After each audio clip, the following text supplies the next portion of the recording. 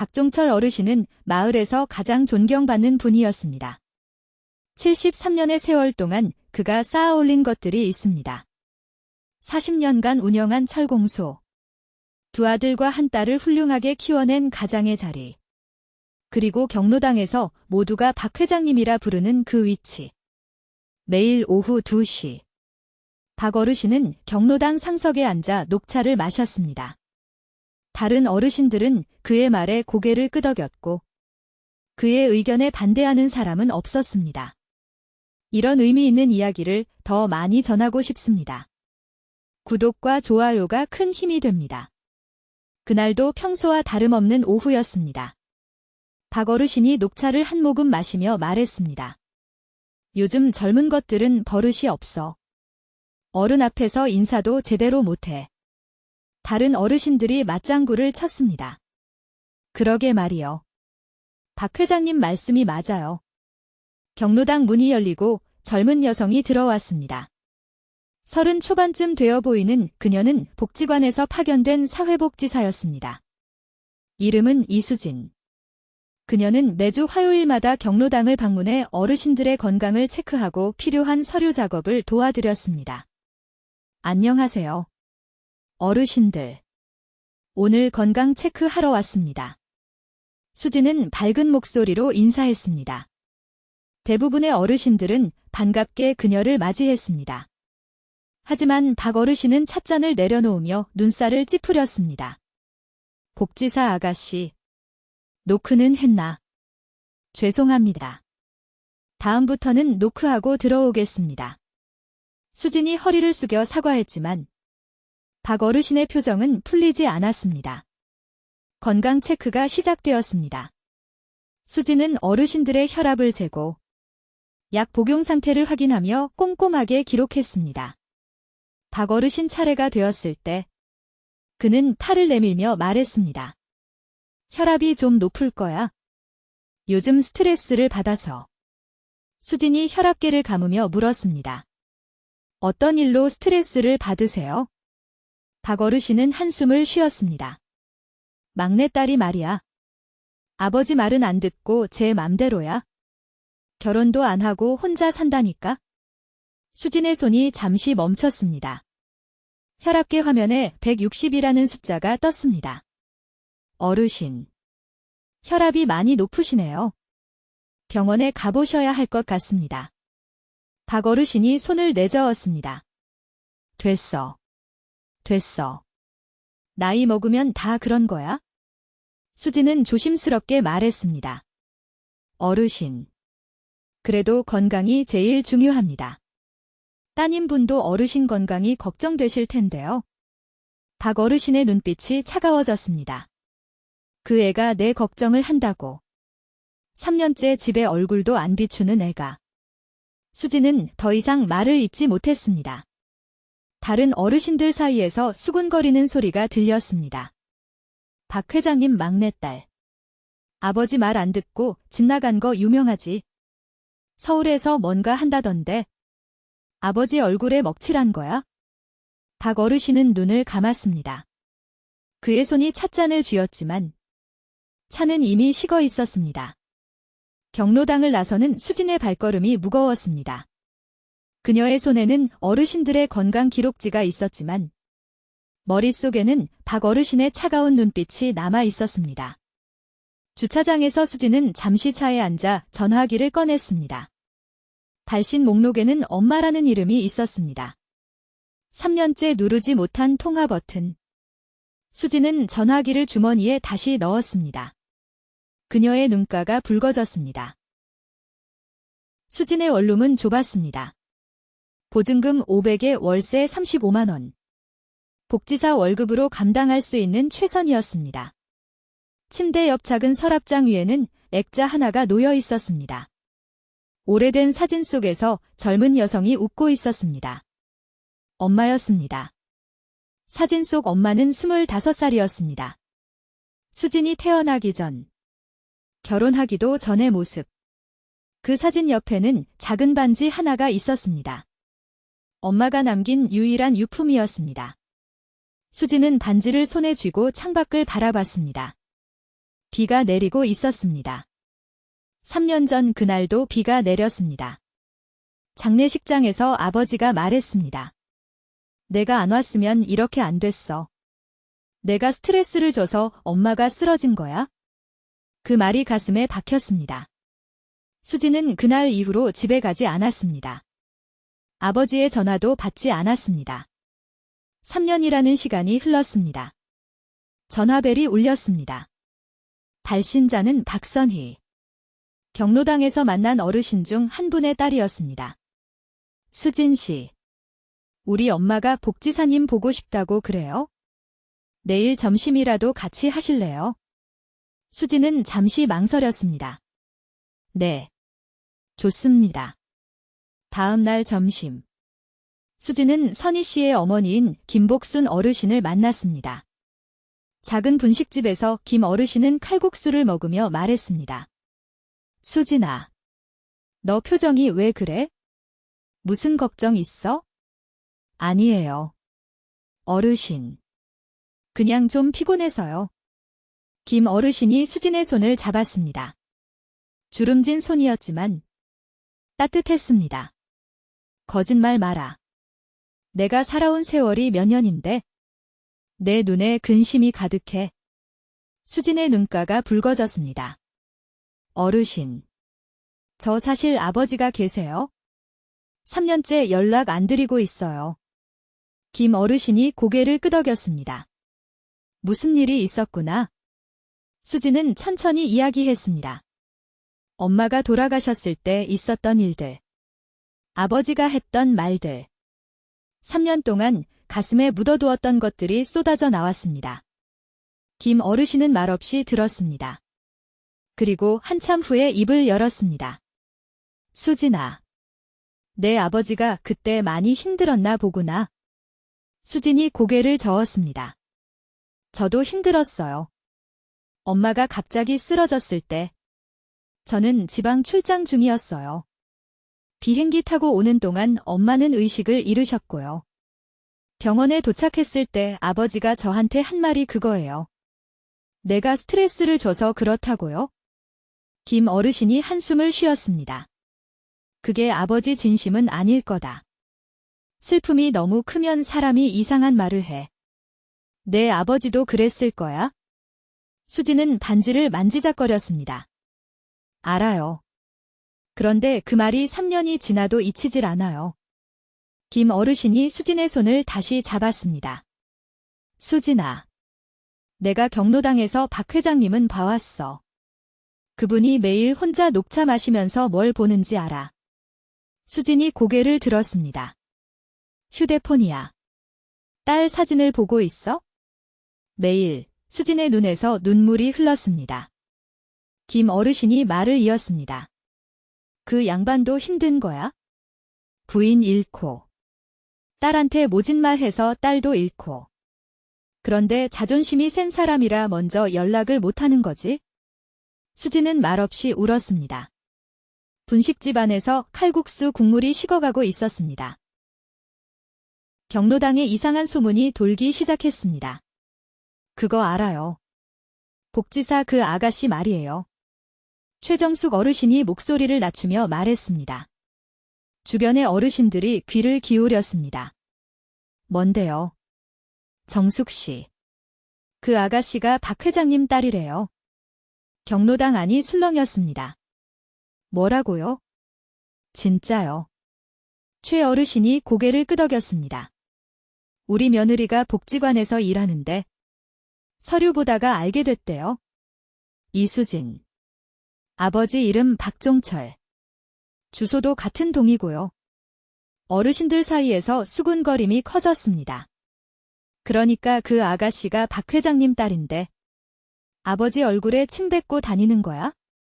매주 와서 아버지 피 뽑고 가면서 딸인 척도 안 하는 거야? 그게 자식이야. 박 어르신은 경로당 구석에서 혼자 녹차를 마시고 있었습니다. 그의 귀에도 그 소문이 들렸습니다. 찻잔을 든 손이 떨렸습니다. 박 회장님. 사실이에요. 그 복지사가 따님이라는 거? 한 어르신이 직접 물었습니다. 박 어르신은 한참 동안 대답하지 않았습니다. 그리고 천천히 입을 열었습니다. 그래요. 내 막내딸이 맞아요. 경로당이 조용해졌습니다. 근데 왜 모른 척하고 계셨어요? 창피해서 그러셨어요. 박 어르신이 고개를 저었습니다.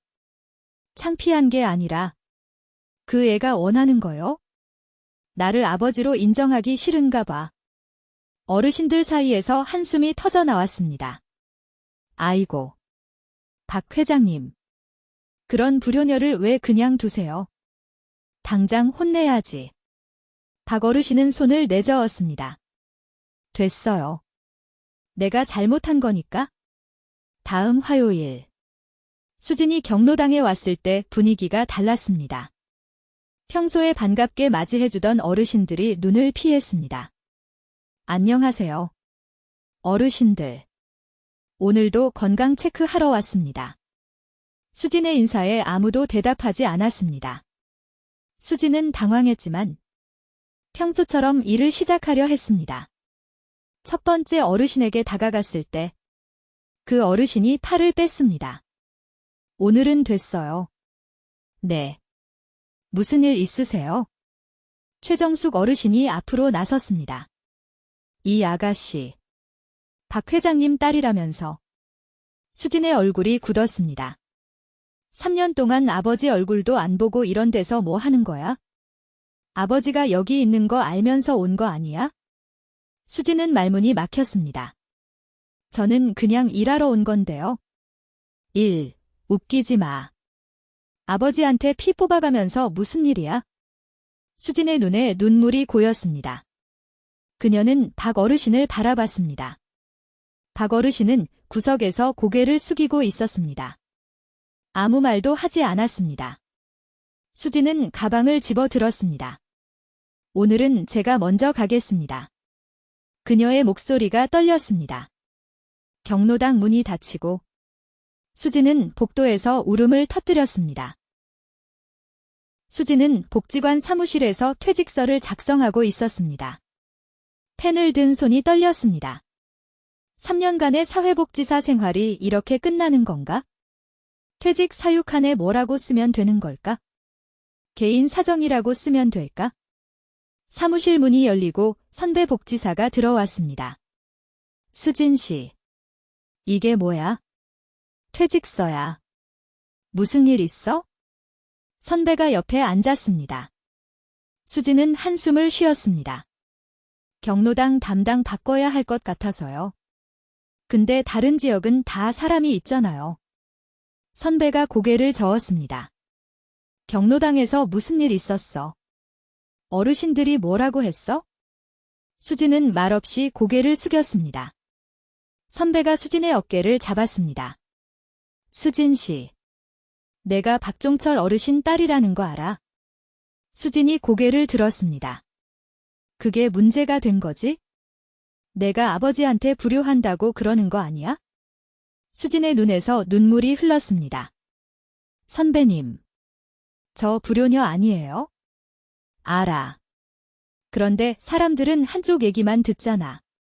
내 사정을 누가 알겠어. 수진이 코를 훌쩍였습니다. 엄마가 돌아가셨을 때요? 아버지가 저한테 그랬어요. 내가 스트레스를 줘서 엄마가 쓰러진 거라고요. 선배가 한숨을 쉬었습니다. 수진이 말을 이었습니다. 저 서울에서 직장 다니고 있었어요. 엄마가 편찮으시다는 연락받고 바로 내려갔는데 비행기 타고 오는 동안 엄마가 의식을 잃으셨어요. 그리고 아버지가 병원 복도에서 저한테 소리 질렀어요. 내가 안 왔으면 이렇게 안 됐다고. 내가 엄마한테 스트레스를 줘서 그렇다고. 선배가 수진의 손을 잡았습니다. 그게 무슨 소리야? 내가 무슨 스트레스를 줬는데? 수진이 쓴웃음을 지었습니다. 저 결혼 안 한다고 했었거든요. 30 넘어서 아직도 결혼 안 한다고. 집안 망신이라고 엄마한테 계속 그랬대요. 그래서 엄마가 스트레스 받아서 쓰러졌다고요. 선배가 고개를 저었습니다. 그게 말이 돼. 뇌출혈이 결혼 안 한다고 오는 게 아니잖아. 수진이 눈물을 닦았습니다. 알아요. 그런데 그 말이 3년이 지나도 가슴에 박혀 있어요. 선배가 한참 동안 말이 없었습니다. 그리고 천천히 입을 열었습니다. 수진 씨. 내 아버지가 경로당에서 어떤 사람인지 알아. 어떤 사람인데요? 매일 혼자 녹차 마시면서 휴대폰 들여다보는 사람이야. 딸 사진 보면서. 수진이 고개를 들었습니다. 그리고 매주 화요일마다 창문 쪽 자리에 앉아. 내가 오는 날. 내가 들어오면 얼굴은 딴 데 보면서 귀는 내 목소리 듣고 있어? 수진의 눈에서 다시 눈물이 흘렀습니다. 선배가 퇴직서를 집어 들었습니다. 이거 좀 기다려봐.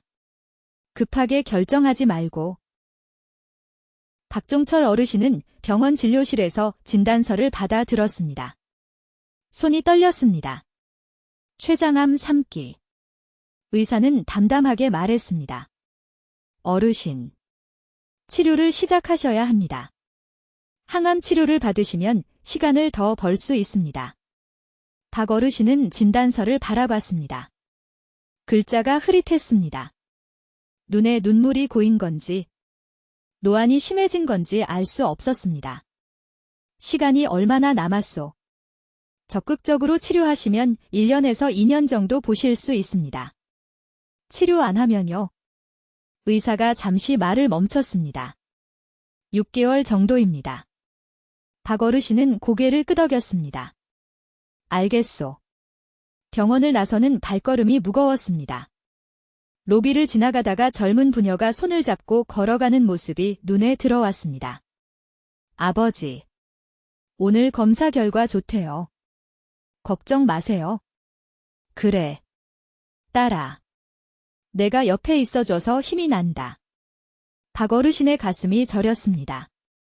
수진이가 생각났습니다. 아니. 3년 동안 단 하루도 수진이 생각을 안 한 날이 없었습니다. 박 어르신은 벤치에 앉았습니다. 주머니에서 휴대폰을 꺼냈습니다. 사진첩을 열었습니다. 수진이의 사진들이 있었습니다. 초등학교 입학식 때, 대학교 졸업식 때, 복지사 시험 합격했다고 좋아하던 때, 그리고 마지막 사진. 아내 장례식 날. 수진이가 관 앞에서 울고 있는 사진이었습니다. 그 사진을 찍은 건 박 어르신이었습니다. 딸이 우는 모습을 카메라에 담으면서 뭐라고 했던가. 내가 스트레스를 줘서 엄마가 쓰러진 거야? 박 어르신은 눈을 감았습니다. 그 말을 왜 했을까? 아내를 잃은 슬픔이 너무 커서. 그 슬픔을 누군가에게 던지고 싶었던 걸까? 가장 가까운 사람에게. 가장 쉬운 사람에게. 그래서 딸에게 상처를 줬습니다. 3년이라는 시간이 흘렀습니다. 그 3년 동안 박 어르신은 단 한 번도 수진에게 미안하다는 말을 하지 못했습니다. 자존심 때문이었을까? 아니면 미안하다는 말로는 충분하지 않다는 걸 알았기 때문일까? 휴대폰이 울렸습니다. 발신자는 경로당 김복순이었습니다. 박 회장님. 저 복순이에요. 오늘 경로당에 안 오셨길래 전화했어요. 괜찮으세요? 박 어르신은 목소리를 가다듬었습니다. 아, 네. 오늘 좀 일이 있어서요. 내일은 갈게요. 전화를 끊고 박 어르신은 진단서를 다시 꺼내봤습니다. 6개월. 그 시간 안에 해야 할 일이 있었습니다. 아니, 3년 전에 했어야 할 일이었습니다. 고급 레스토랑의 이름은 산들바람이었습니다. 수진이 좋아하는 식당이었습니다. 3년 전, 복지사 시험에 합격했을 때 가족끼리 온 적이 있었습니다. 그때 엄마가 말했습니다. 우리 막내. 대단하다. 이렇게 좋은 데서 밥 먹게 해줘서 고마워. 그 기억을 담아 박 어르신은 이 식당을 골랐습니다. 김복순 어르신에게 부탁해서 수진을 이 식당으로 불러냈습니다. 복순 어르신이 건강 상담을 해달라고 요청한 것처럼. 수진이 식당 문을 열고 들어왔을 때 그녀는 아버지가 앉아 있는 것을 보고 멈칫했습니다. 아버지. 수진아. 박 어르신이 자리에서 일어났습니다. 식당 안에 있던 사람들의 시선이 그들에게 쏠렸습니다. 수진은 돌아서려 했습니다. 잠깐만. 박 어르신의 목소리가 떨렸습니다. 할 말이 있어? 아버지. 저 가볼게요. 그 순간 박 어르신이 무릎을 꿇었습니다. 식당 한가운데서 모든 사람들이 보는 앞에서 대리석 바닥은 차가웠습니다. 70세대 무릎에는 감당하기 힘든 차가움이었습니다. 하지만 박 어르신은 개의치 않았습니다. 아버지. 뭐 하세요? 일어나세요. 수진이 당황해서 말했습니다. 박 어르신은 고개를 숙였습니다. 용서해줘. 세 글자가 입에서 떨어졌습니다. 수진은 움직이지 못했습니다. 3년 전에 내가 한 말. 그거 진심이 아니었어. 박 어르신의 목소리가 갈라졌습니다. 내 엄마가 쓰러진 게 내 탓이 아니야? 내가 슬퍼서, 무서워서, 누군가한테 화풀이를 하고 싶었던 거야? 그게 너한테 간 거야? 미안해. 식당 안이 조용해졌습니다. 숟가락 소리도, 말소리도 멈췄습니다. 수진의 눈에서 눈물이 흘렀습니다. 아버지. 일어나세요. 사람들 보잖아요. 봐도 돼. 다 봐도 돼. 박 어르신이 고개를 들었습니다. 눈물 범벅이 된 얼굴이었습니다. 내가 3년 동안 못한 말이야. 경로당에서 널 볼 때마다 이 말 하고 싶었어. 근데 자존심이 체면이 안 되더라. 그래서 3년을 끌었어. 수진이 고개를 저었습니다. 됐어요. 일어나세요. 박 어르신은 일어나지 않았습니다. 수진아. 나 아파. 수진의 눈이 커졌습니다. 췌장암이야. 6개월 남았대. 그래서 이렇게 온 거야? 더 늦기 전에. 수진의 무릎이 꺾였습니다. 그녀도 바닥에 주저앉았습니다. 아버지. 레스토랑 바닥에서 부녀는 한참을 울었습니다. 식당 매니저가 조용히 개인실로 안내했습니다. 아무도 그들을 방해하지 않았습니다. 개인실에서 박 어르신은 모든 걸 이야기했습니다. 병원 진단서, 남은 시간, 그리고 3년 동안 가슴에 묻어두었던 말들. 수진은 말없이 들었습니다. 아버지가 말을 마쳤을 때 그녀는 가방에서 무언가를 꺼냈습니다. 엄마 반지였습니다. 이거 제가 가지고 있었어요. 박 어르신의 눈이 커졌습니다. 엄마가 돌아가시기 전에 저한테 주셨어요. 아빠한테 미안하다고 전해달라고요. 무슨 소리야? 엄마가 왜 미안해해? 수진이 눈물을 닦았습니다. 엄마가 쟤한테 말씀하셨어요. 자기가 아빠한테 결혼 얘기 너무 많이 해서 아빠가 스트레스 받았대요. 아빠가 저한테 화내는 건 다 자기 때문이라고요. 박 어르신은 말문이 막혔습니다. 그래서 엄마가 쓰러진 거예요? 제가 결혼 안 해서가 아니라? 저랑 아버지 사이에서 엄마가 계속 중간에서 힘들어 하셨거든요. 아버지한테는 저 설득한다고 하고, 저한테는 아버지 화 풀어달라고 하고, 그러다가 쓰러지신 거예요. 박 어르신의 손이 떨렸습니다. 아버지는 몰랐을 거예요.